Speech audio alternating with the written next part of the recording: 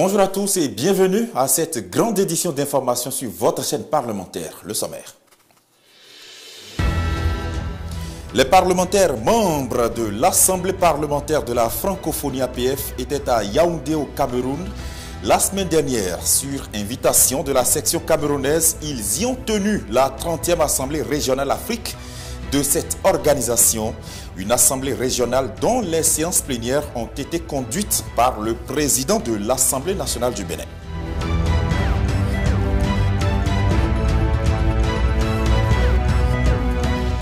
Envoyé par le pape François pour représenter le Vatican au Bénin et au Togo, le nonce apostolique est en fin de mission. Pour marquer cette séquence, il a effectué une visite apostolique de 5 jours dans le diocèse de Porto Novo.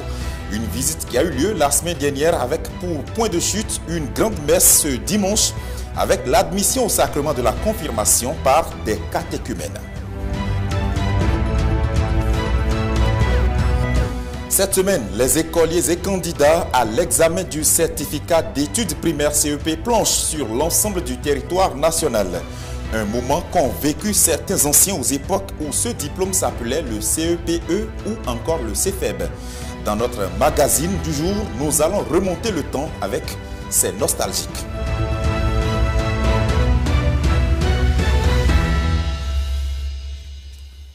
Bienvenue à chacun et à tous. Direction le cabinet du président de l'Assemblée nationale qui a reçu en audience le représentant résident du PNUD au Bénin en fin de mission.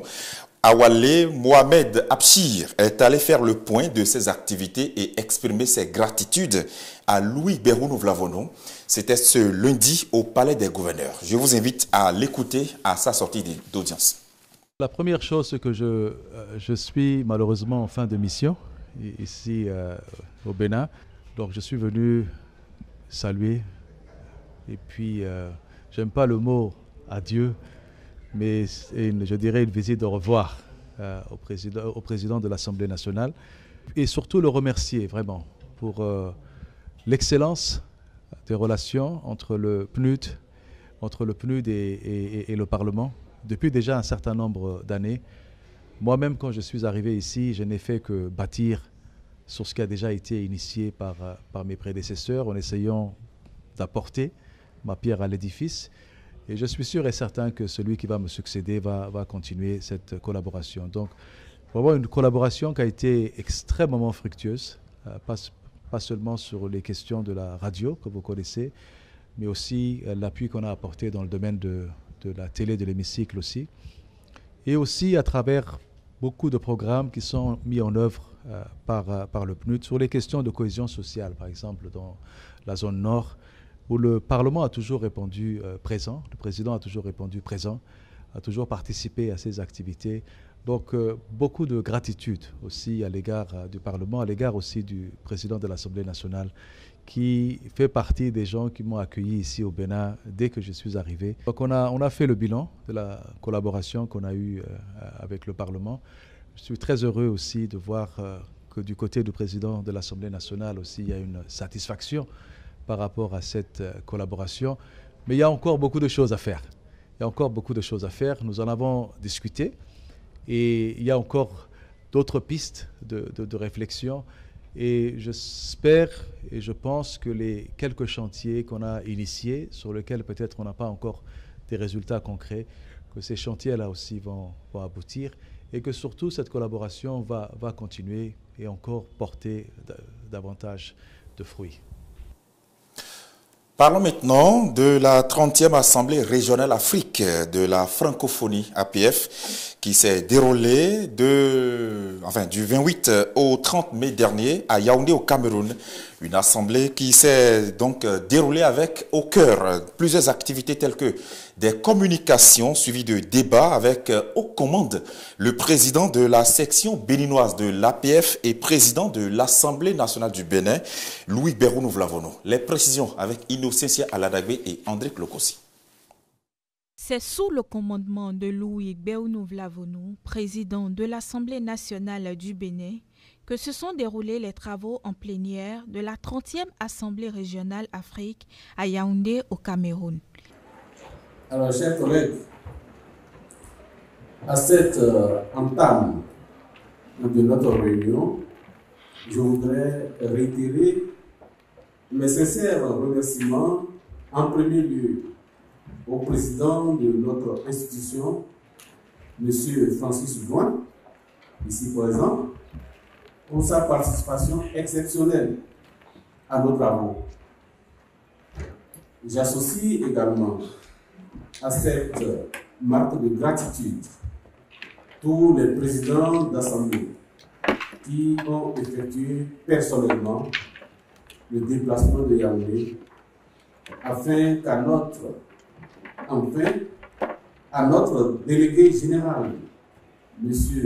Bruno Fuchs, qui est ici présent, sans oublier toutes les délégations qui ont pu répondre à l'invitation de cette 30e régionale Afrique de l'APF. Après la lecture de l'ordre du jour, le rapport d'activité des travaux exécutés au cours des sessions précédentes a été présenté et adopté à l'unanimité des parlementaires présents.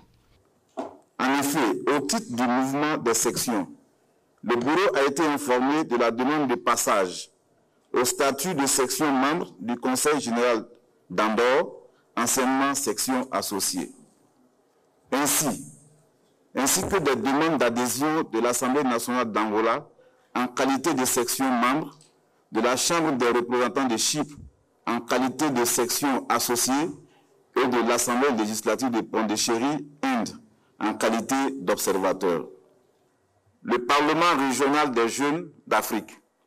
La région Afrique a été honorée d'avoir abrité la première édition du Parlement régional des jeunes. Cette activité s'est tenue en juillet 2023 à Cotonou, au Bénin. C'est le lieu pour nous de réitérer nos vifs remerciements à M. le Président de l'Assemblée nationale du Bénin pour la contribution inestimable de sa section à la réussite de cet événement qui fut une véritable réussite. Ensuite, les parlementaires ont eu droit à 2 communications, suivies de débats sur le recours au dialogue politique et le fonctionnement des institutions étatiques, et la diplomatie parlementaire, quelle utilité pour l'Afrique francophone? Le terme dialogue politique fait référence à un processus structuré de communication entre différentes parties prenantes, généralement au sein d'un État ou entre États. Le dialogue politique est un outil essentiel pour la gestion des affaires publiques, la promotion de la démocratie et la résolution des conflits. Ceci nécessite un engagement sincère, une approche structurée et souvent l'aide de médiateurs pour être plus efficace. Dans un premier temps, on a fait appel à la diplomatie classique, et puis quelquefois la diplomatie classique a trouvé ses limites, d'où l'intérêt de faire intervenir une diplomatie complémentaire à la diplomatie classique, à savoir la diplomatie parlementaire. La diplomatie parlementaire, d'abord comme un instrument d'amélioration du travail parlementaire. C'est aussi un levier pour le règlement des crises. Je crois que pour tout dialogue politique ou pour toute médiation qu'on veut faire, le choix des médiateurs ou des animateurs d'un dialogue est fondamental. Lorsque vous choisissez quelqu'un non accepté, le dialogue est déjà compromis, quel que soit ce que vous voulez faire. Il nous faut une diplomatie parlementaire et que le gouvernement, l'exécutif, ne voit pas le parlementaire comme un concurrent. Au contraire, c'est notre apport, c'est un autre soutien. La diplomatie, quand on parle de la diplomatie parlementaire, on devrait même commencer à théoriser en disant, et je pense que vous, les professeurs, les scientifiques, devrez commencer à réfléchir dans ça pour que demain, qu'on dise que tel ou tel professeur a sorti le concept de la diplomatie parlementaire. La fin des travaux a été clôturée par un dîner de gala offert aux participants.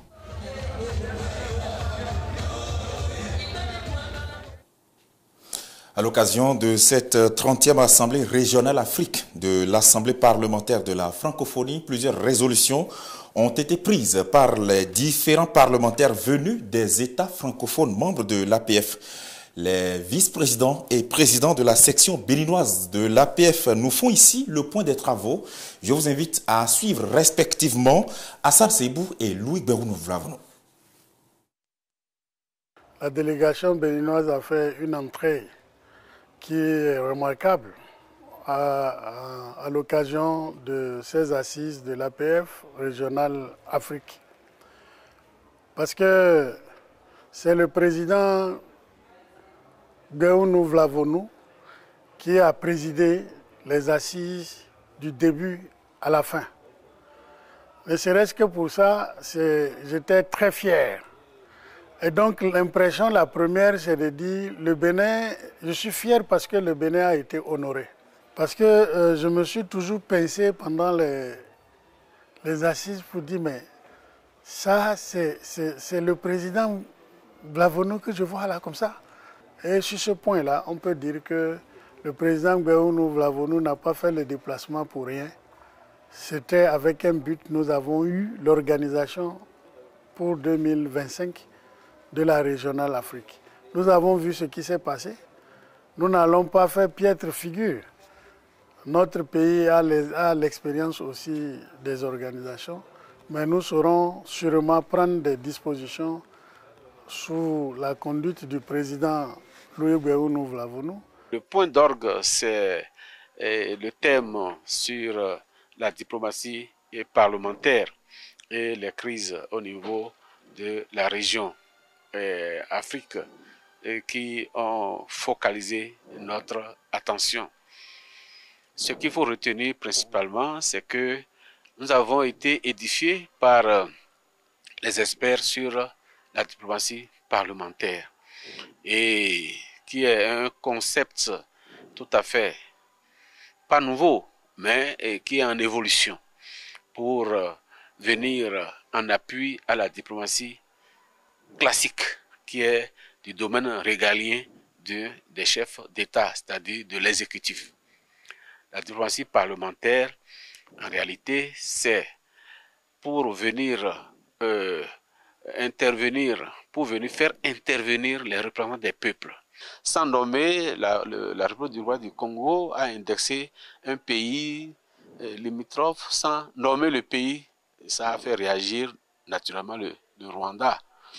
Et cela a fait que, grâce à notre dextérité, on a pu faire parler les deux, ce qui n'était pas évident. Et cela n'a pas été souvent possible à nos assemblées. Mais ici, au Cameroun, les deux représentants se sont parlé, se sont même salués et on a continué à huis clos à les entretenir. Et déjà, c'est un début des résultats de la diplomatie parlementaire. Moi, je suis particulièrement satisfait et content de ce qui s'est passé. En réalité, la présidence de l'Assemblée parlementaire de la francophonie au niveau international revenait au Gabon. Mais le Gabon étant en situation de transition, ne pouvait pas prendre ce poste. Et comme ça revenait à l'Afrique centrale, et on a demandé à l'Afrique centrale de se retrouver pour nous faire une proposition, et c'est le Cameroun. Dès lors que l'Afrique centrale a accepté que cela soit le Cameroun, il n'y a eu aucune objection.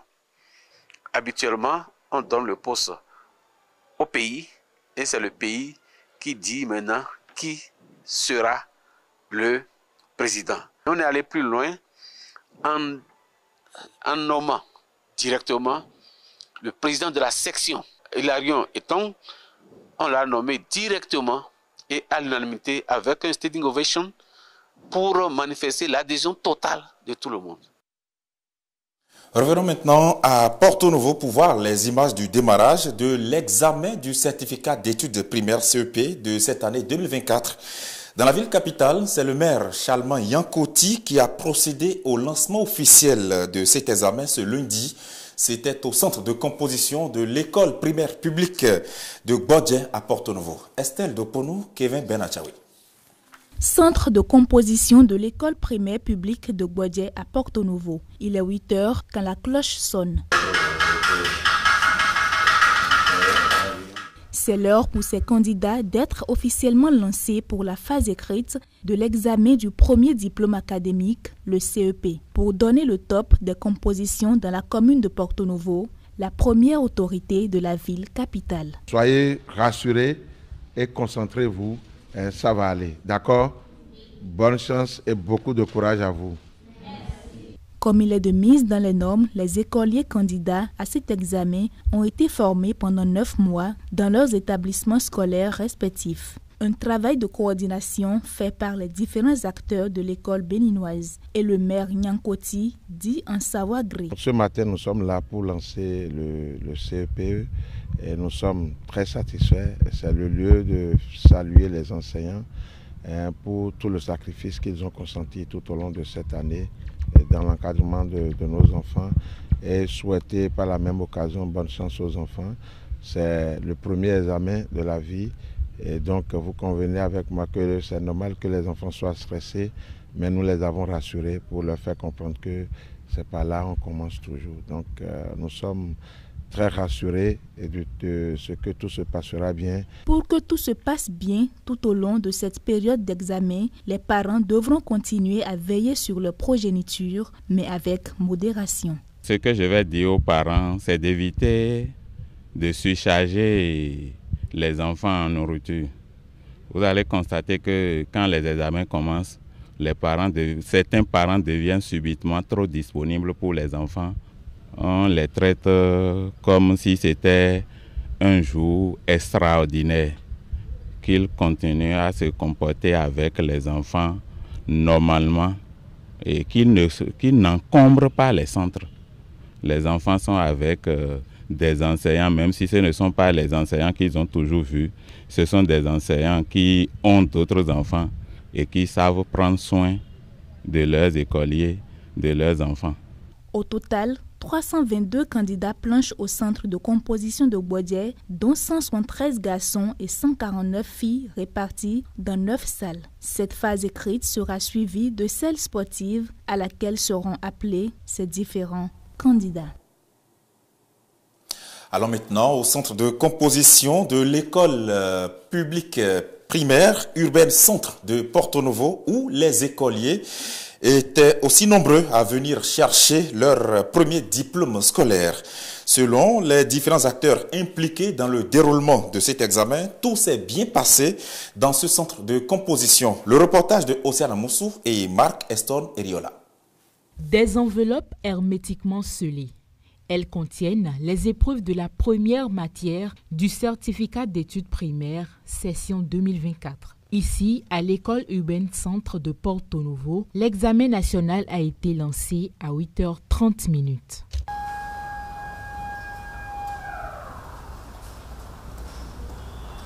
Ils sont 479 élèves inscrits et répartis dans exactement 14 salles.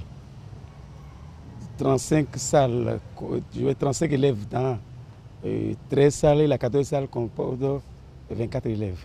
Il sera composé dans 9 épreuves. Il vient de commencer l'épreuve de compréhension de l'écrit, communément appelée lecture. Et après la lecture, ils auront à faire l'expression écrite. Et un peu plus tard, ils feront l'UST. Ils iront à la pause de la mi-journée. Ils reviendront autour de 14h30 pour l'épreuve d'ES. S'en suivra l'épreuve orale. Le représentant du maire de la ville de Porto Novo se dit satisfait des préparatifs et de la posture des élèves. Les félicitations sont d'abord à adresser aux enseignants, surtout aux directeurs d'école, qui ont bien sensibilisé les élèves, puisque dès qu'on entre dans la salle, chaque élève était déjà dans sa salle de classe. Et il y avait un silence plat dans le centre. Donc les enfants n'étaient pas agités, ne perdaient pas leur temps, et ce qui a permis le lancement correct des épreuves. Et quant aux parents, je vais leur demander de suivre régulièrement leurs enfants, de les soutenir pour qu'ils aient tout ce dont ils ont besoin pour travailler. Parce que l'enfant, quiconque qui va au travail sans outil ne pourra rien faire. Mais l'outil de travail, ce sont les parents qui vont les fournir aux enfants. Quelques conseils sont ensuite prodigués aux élèves pour le bon déroulement de ces 3 jours d'examen national. Parlons maintenant religion avec l'Église catholique de Porto Novo qui a accueilli en fin de semaine dernière le nonce apostolique près le Bénin et le Togo, Marc Gérard Miles, en fin de mission, a effectué une visite apostolique de 5 jours dans le diocèse de Porto Novo. Son séjour a pris fin le dimanche à travers une messe à laquelle a pris part le président de l'Assemblée nationale, Louis Béounou-Vlavono. Compte rendu, Latif Boni sur des images prises par le Centre diocésain de communication de Porto Novo. On va revenir sur ce reportage un peu plus tard, me signale la régie. On va marquer une pause maintenant pour suivre la revue de presse.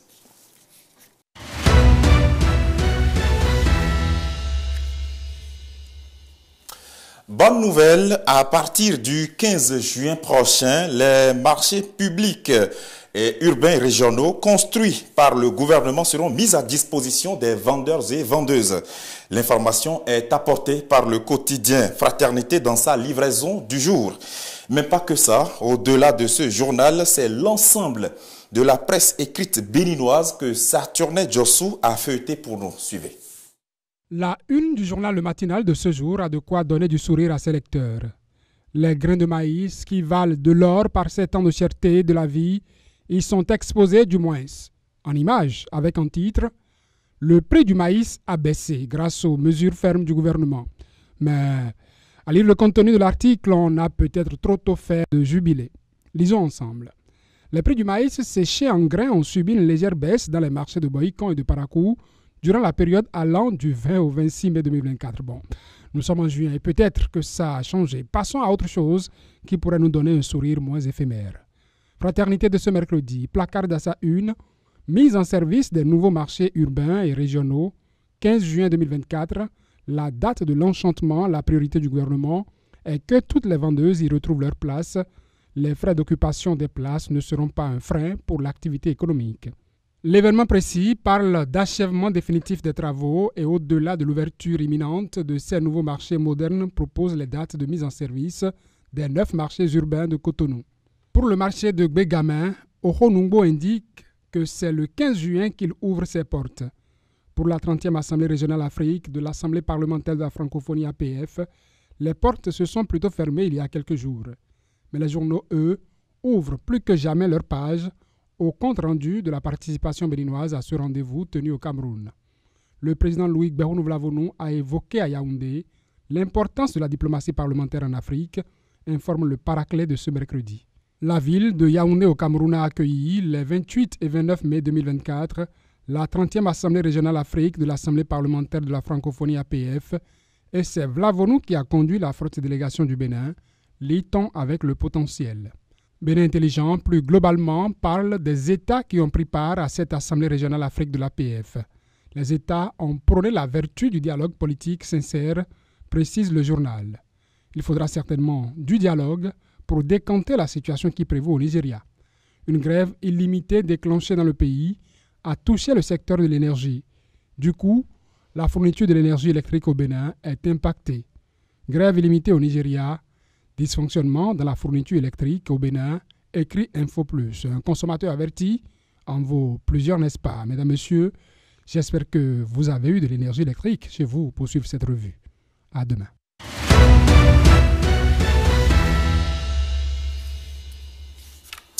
On l'a dit tout à l'heure, les écoliers du cours moyen 2e année planchent cette semaine pour le compte de l'examen dénommé certificat d'études primaires CEP. Mais avant d'être appelé ainsi, cet examen a porté d'autres noms par le passé.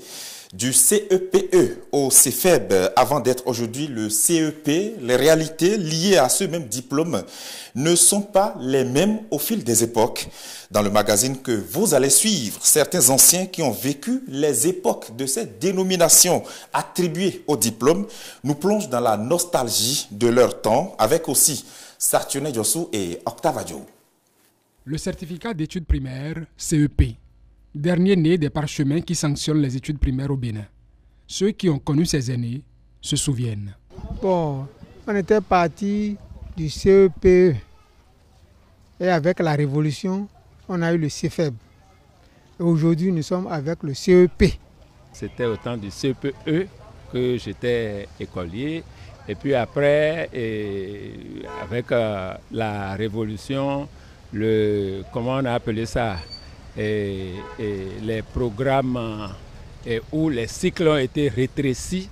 Et pendant ce temps, on allait au CFEB et après 5 ans d'études primaires, ce qui correspond au CME maintenant. À l'époque, le Bénin, déjà affranchi de la tutelle coloniale, voulait visiblement produire des cadres à l'image du blanc. Avec le CEP, il y avait la dictée éliminatoire. Et là, donc, il fallait connaître le gros français. Et on se battait pour ne pas être éliminé. Parce que tu peux tout avoir comme moyenne. Si la dictée, tu as 0, c'est que tu es éliminé. Donc, on se dit, celui qui a pu décrocher un examen dont la dictée élimine et qui a décroché ça, donc il est fort. Et la dictée éliminatoire, c'est vrai, il y avait une rigueur. C'était d'abord 5 fautes. Et puis après, c'est passé à 5 fautes et demi, quelque chose comme ça. Et puis ensuite, c'est passé à 7 fautes. Et puis après, à 10 fautes. Hier, c'était la récitation et l'enfant doit réciter comme un perroquet. Assimiler les leçons était un impératif. L'écolier n'avait pas le choix. La cicotte y était. Et ça nous permettait, ça t'obligeait à étudier. Tu es obligé d'étudier, sinon tu sais que la cicotte t'attend. Telle leçon-là, tu dois réciter ça. On sait que parce que tu sais que la cicotte t'attend. Mais aujourd'hui, ce n'est pas le cas. L'enfant s'en fout pas mal. La fin justifiait peut-être les moyens. Le CEPE ou le CFEB en poche, les opportunités d'emploi semblaient plus à portée du détenteur. Celui qui avait le CEPE avant était directement fait pour être commis. Des gens quittaient le CM2 pour commencer par travailler. J'ai l'exemple d'un grand frère qui, c'est après le CEPE qu'il a travaillé, mais quand il s'exprime, enfin, le bachelier d'aujourd'hui ne peut pas tenir devant lui. De lointains souvenirs qui nourrissent la nostalgie de ces anciens. Voilà donc pour le magazine de ce jour où Saturnin Diossou nous replongeait dans le temps avec les nostalgiques des temps où le CEP d'aujourd'hui s'appelait CEPE ou encore CFEB. Et comme je l'ai annoncé dans la première partie de ce magazine d'information, je voudrais vous proposer maintenant de suivre ces images de la messe de clôture du séjour apostolique à Porto Novo, du nonce apostolique qui lui aussi est en fin de mission au Bénin, Monseigneur Marc Gérard Miles. Je voudrais que vous puissiez suivre ce reportage de Latif Boni. Toute une communauté catholique mobilisée pour prendre part à la messe. Dernier du genre pour le nonce apostolique. Monseigneur Aristide Gonzalo a placé le moment sous le signe du miracle des temps qui s'en vont. Heureusement, se réjouit l'évêque, les liens de l'amitié vont résister à la séparation. La case d'un ami n'est jamais loin. L'ami, c'est celui avec qui on peut échanger librement et partager ses joies et ses tristesses, ses attentes et ses projections. Nous l'avons compris avec vous lors de toutes les rencontres au cours de cette visite pastorale. Pour l'Église catholique, Porto Novo a une place de choix. Et pour le nonce apostolique, la communauté catholique de Lomé restera une expérience religieuse singulière. Vous avez écouté qu'à Porto Novo, vous avez un particulier cadeau, un particulier don de savoir danser. Je voudrais que vous sachiez que dans mon cœur, je vais prier à la Vierge Marie que l'Esprit Saint peut danser en vous. 265 catéchumènes issus de différentes paroisses du diocèse de Porto Novo ont reçu le sacrement de confirmation à l'occasion de cette messe. Pourquoi voulez-vous recevoir ce sacrement? C'est pour recevoir la force de l'Esprit Saint. Croyez-vous en Dieu le Père qui nous aime et qui nous appelle? Oui, nous Dernier acte de la visite du nonce apostolique qui s'en va après un séjour de 5 jours à Porto Novo.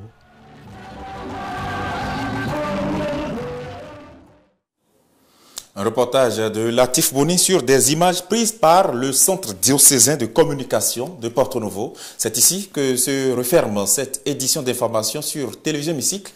Merci de votre fidélité à nos programmes.